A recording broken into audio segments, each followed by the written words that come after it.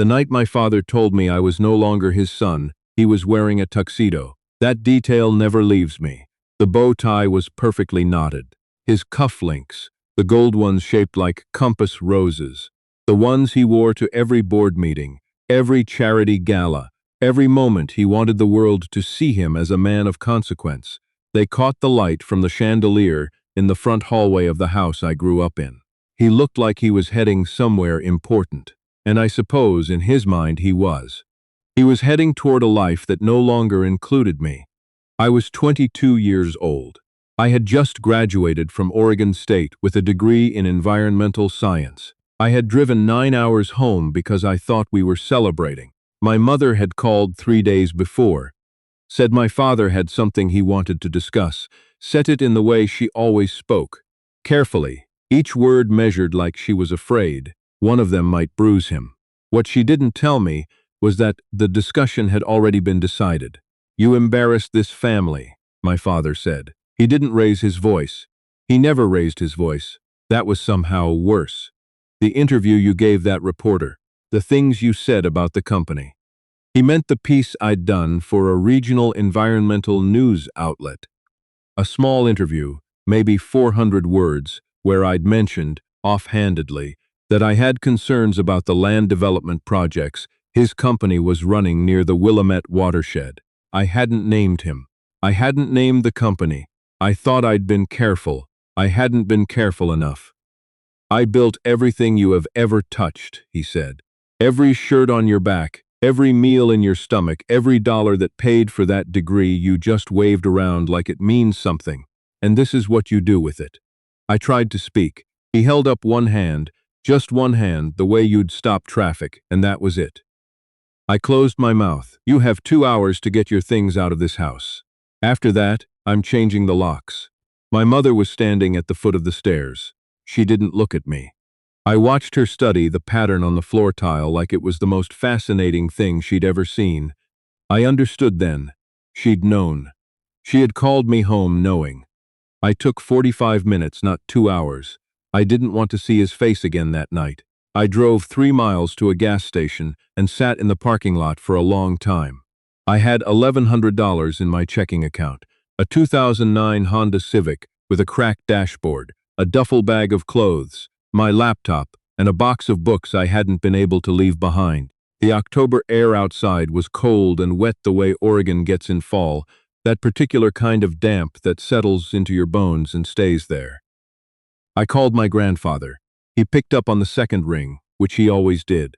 His name was Walter, though everyone who knew him called him by his middle name, Gene, and I had called him Grandpa Gene since I was old enough to talk. He was 74, lived alone out in Polk County, and had retired early from a career doing something with the county assessor's office that he never fully explained to me and I'd never thought to ask about. "I figured he'd do something like this eventually," he said, when I told him what happened. He wasn't surprised. That was the thing. He wasn't surprised at all. "You knew? I know your father." A pause. "Come out here tonight if you need to. The spare room's already made up." I drove out to Polk County. He had a farmhouse on 12 acres outside a small town called Falls Junction. Not a working farm, just land, a big vegetable garden he tended obsessively, and an old workshop behind the main house where he spent most of his time. He met me at the door with a mug of coffee and didn't say much, which was exactly right. We sat on the back porch until almost midnight, and he told me that my father had always had a talent for turning loyalty into a transaction, and that the kindest thing a person could do with that knowledge was refuse to let it define them. I stayed 3 weeks. At the end of those 3 weeks, he told me to go build something. Not for my father, not against him, just something of my own. He handed me $300 in cash and told me not to argue about it. I didn't argue. I found a room to rent in Corvallis, got a part-time job at an environmental consulting firm through one of professors, and started trying to figure out what came next. I called my grandfather every Sunday. We talked about his garden, about local politics, about whatever book I was reading. He never asked about my father, and I never brought him up. Then, 14 months after I left home, my grandfather had a stroke. It was mild. the doctors said. He recovered most of his function over the following weeks. But it shook something loose in him, some private reckoning about time and what was left of it. When I drove out to see him in early recovery, he seemed different, quieter in a new way, like a man who'd been working through a problem for a long time and had finally arrived at an answer. 3 weeks after he came home from the rehab facility, he called me on a Tuesday morning. "I need you to come out this weekend," he said. "There's something I want to show you, something I should have shown you a while ago." I drove out Saturday morning. He met me at the door, looking healthier than he had in months. Color back in his face, standing straighter, moving around his kitchen, with the careful deliberateness of a man who understood now what it cost him to be careless with himself. He made us eggs and toast, and we ate at the kitchen table and talked about small things for a while. Then he put down his fork and looked at me steadily. "You know the storage shed out past the east fence line," he said. I did. I'd noticed it as a kid. A squat metal building, padlocked, sitting at the far edge of the property where the land started to slope down toward the creek. I'd asked about it once when I was maybe 9 years old, and he'd said it was just old equipment, nothing interesting. And I'd believed him the way a 9-year-old believes things. "Come on," he said. We walked out through the back gate, across the field, the grass still wet from a morning rain, and down the gentle slope toward the creek. The shed was maybe 20 feet square, aluminum siding gone rusty at the seams, a heavy padlock on a hasp that looked newer than the rest of the building. My grandfather fished a key out of his shirt pocket. His hands were steadier than I expected. "Your father," he said, while he worked the lock, "is not who people think he is." The padlock snapped open. He pushed the door wide. Inside, out of the weather, were 6 large plastic storage bins stacked in 2 columns, a metal shelving unit holding a row of bankers' boxes, and in the far corner, a small fireproof filing cabinet. The shed smelled like dry paper and machine oil. My grandfather pulled the chain on a single hanging bulb, and the light came on. "I spent 31 years at the county assessor's office," he said. "The last 12 I was in the property records division." He moved to the shelving unit and took down one of the banker's boxes, set it on the concrete floor, and opened the lid. Inside were printed documents, hundreds of them, organized with labeled dividers. Property transfer records, appraisal reports, zoning variance applications, survey maps with sections highlighted in yellow. He handed me the first document. It took me about 40 seconds of reading to understand what I was looking at, and another 30 seconds to understand what it meant. My father's company, Callaway Strand Development, had been systematically acquiring agricultural land in 4 Oregon counties over a period of nearly 15 years. That part was public record. What was not public record, what the filings carefully obscured through a labyrinth of LLCs and shell companies and conveniently timed paperwork, was that several of those acquisitions had been made using property valuations that had been manipulated at the county level, artificially deflated to allow purchases below market value, artificially inflated on the back end for financing purposes. Fraud. Not complicated, novel fraud, old, methodical, documented fraud. He had help, my grandfather said quietly. 2 assessors in Lynn County, 1 in Marion, a title company in Salem that processed most of the transactions. It ran for a long time because nobody was looking for it, and everyone involved had a reason to stay quiet. "How long have you had this?" I asked. My voice came out strange, flat. "I started collecting when I was still working. I didn't know at first what I was going to do with it. And then," he stopped, looked at the box in front of us, "and then I thought maybe it would never be necessary, that maybe I was wrong about him, that maybe things would be different." He looked up at me. They weren't different. I sat down on one of the plastic bins. I sat there for a long time. "Why didn't you go to the state attorney general or the FBI? "I thought about it," he said, "but I'm an old man with copies of county records. Without someone who understood what they were looking at, who could connect the thread from one county to the next, it would have been easy to dismiss or to bury." He paused. "You have a degree in environmental science. You know how land use works. You know these watersheds. and you know how to talk to people who investigate these things. You're saying you waited for me." He didn't answer that directly. He said, "I'm saying I think now is the time." I drove back to Corvallis that evening with 2 banker's boxes in my trunk and my grandfather's words running on a loop in my head. I didn't sleep much that night. I made a list of everything I knew, everything I needed to verify, every gap in the documentation that would need to be closed before anyone official would take it seriously. I called in sick to work on Monday and spent the day reading. The scope of what my grandfather had assembled was remarkable. He'd been meticulous, every document cross-referenced, every transaction noted with its public record citation so it could be independently verified. What he'd lacked was the connective tissue, the analysis that showed how the pieces fit together into a pattern that wasn't coincidence. That part was what I could do. I spent 3 weeks building the case file.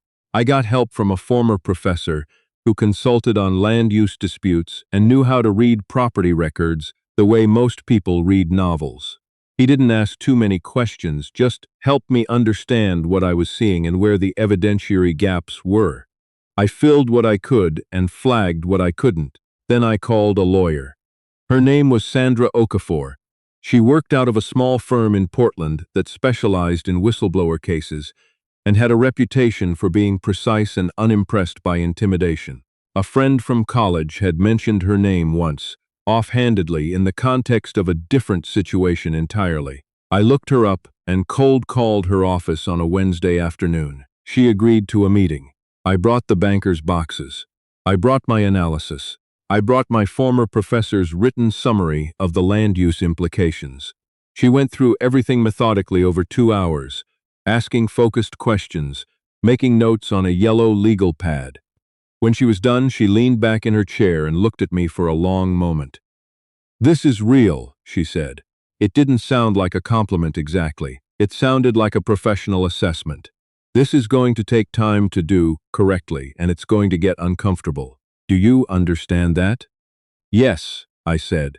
"Your father's attorneys will argue that these records are incomplete or misinterpreted. They'll question your motives. They may come after your grandfather. I understand. The Oregon DOJ has a fraud unit that handles exactly this category of case. I have a contact there. If we bring this to them, it will move slowly at first. These things always do, but the documentation is strong, and the pattern is clear." She looked at me steadily. "There's also a federal angle," she said. "Several of those LLCs filed with the SEC. If there's securities fraud tied to the inflated valuations, and I think there is, the FBI's Financial Crimes Division has jurisdiction. That changes the timeline and the exposure significantly." I nodded. "And one more thing," she said. "Federal whistleblower statutes. Given the financial fraud angle, you may be entitled to a portion of any monetary sanctions recovered. I want you to know that going in, because I want you to be making this decision for the right reasons, not the wrong ones." I thought about that for a moment. I thought about my grandfather's shed, his 31 years at the assessor's office, the careful way he'd organized those banker's boxes, the way he'd said, "Your father is not who people think he is," measured and sad and certain. "I'm doing this because it's the right thing," I said, "but I'm also not going to pretend the money doesn't matter. I have $1,100 in savings." She allowed herself a small smile. "Honest. Good. I work better with honest." We filed with the Oregon DOJ 8 weeks later. Sandra had spent that time building the submission into something airtight. Supplementary affidavits, chain of custody documentation for every record, a 40-page analytical summary that laid out the scheme in terms no investigator could claim to misunderstand. My grandfather gave a recorded statement about his time in the assessor's office, about what he'd witnessed, about how and when he'd begun collecting documents. His voice on the recording was calm and clear and absolutely certain. It moved slowly, the way Sandra had warned me it would. 6 months passed. Then 8. I kept working my job at the consulting firm, kept calling my grandfather on Sundays. He asked occasionally how it was going, and I told him what I could, which wasn't always much. Then the FBI came in. The securities fraud angle Sandra had identified opened a federal investigation that ran parallel to the state case. Subpoenas went out. Financial records were pulled. Two of my father's partners in the LLCs retained criminal defense attorneys within the same week, which Sandra told me was a reliable indicator of how seriously the investigators were taking it. My father apparently retained four. The call from my mother came on a Thursday evening, about 10 months into the process. I didn't answer.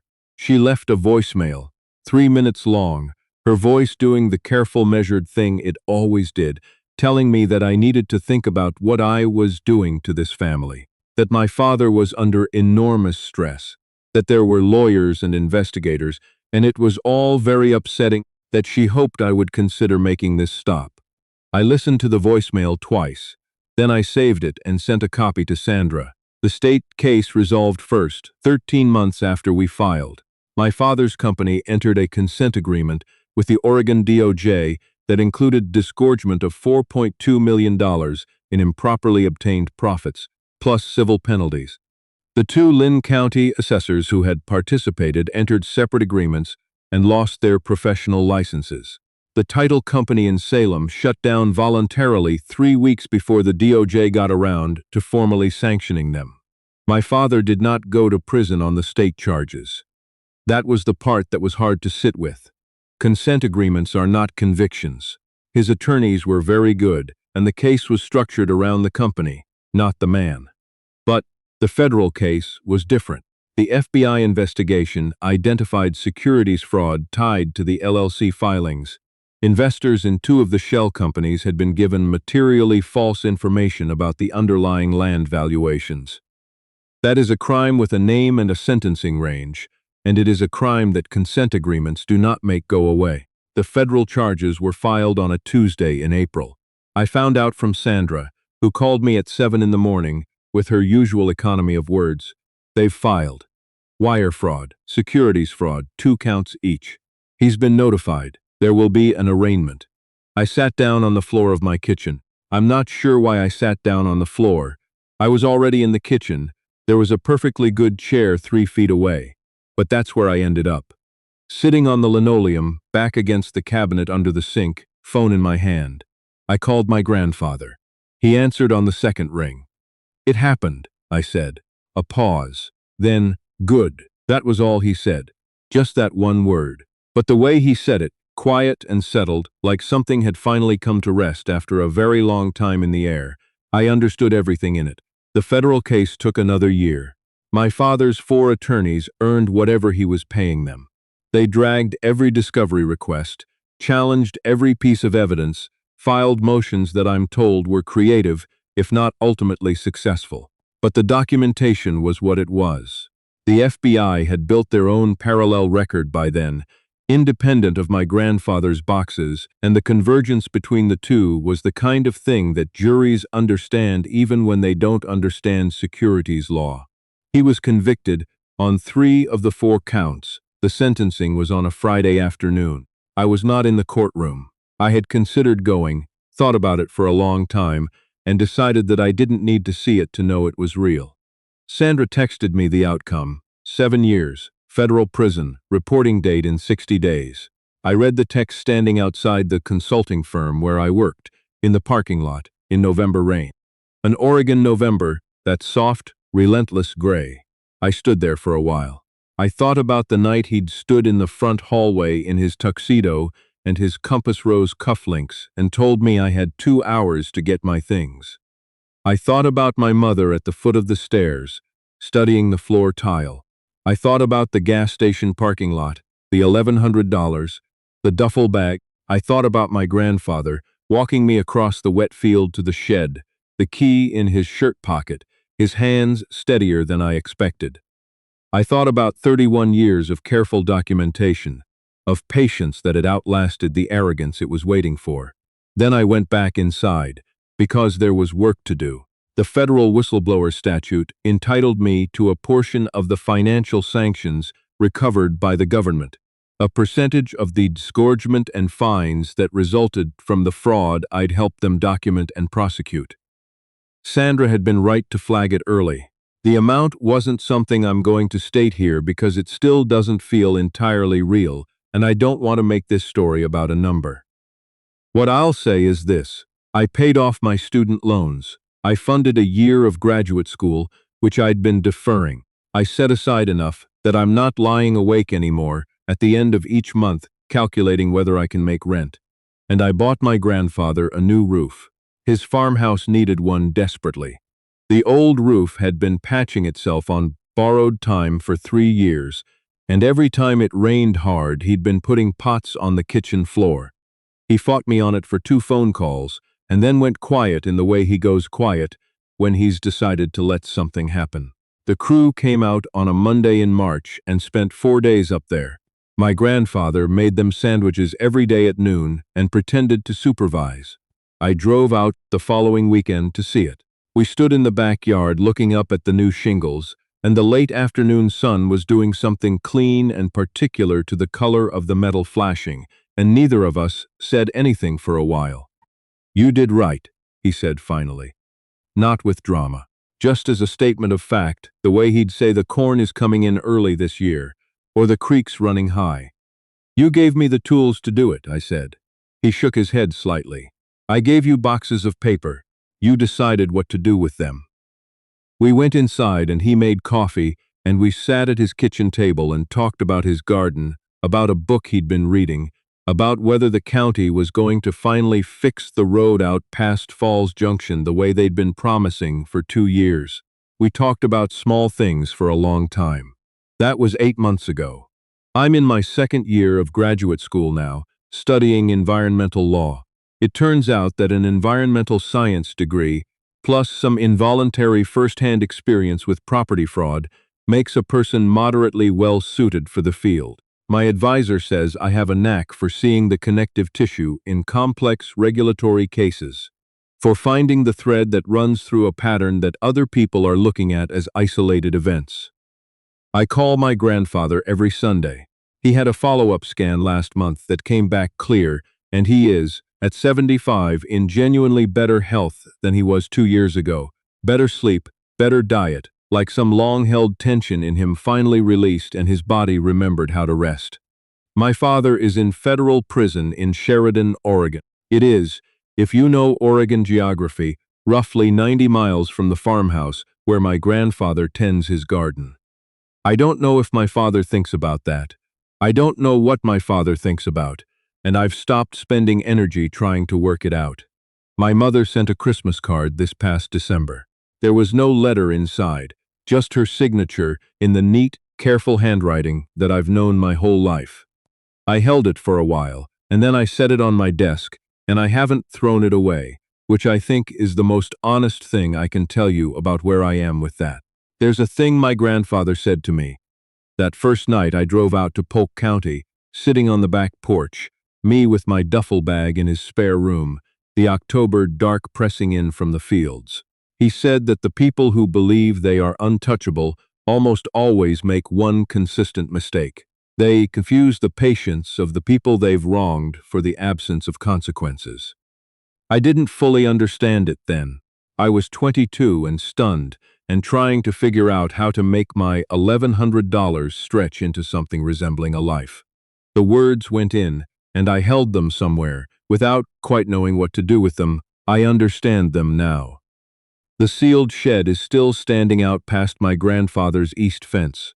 He said he's going to plant a raised bed out there in the spring, now that it's empty.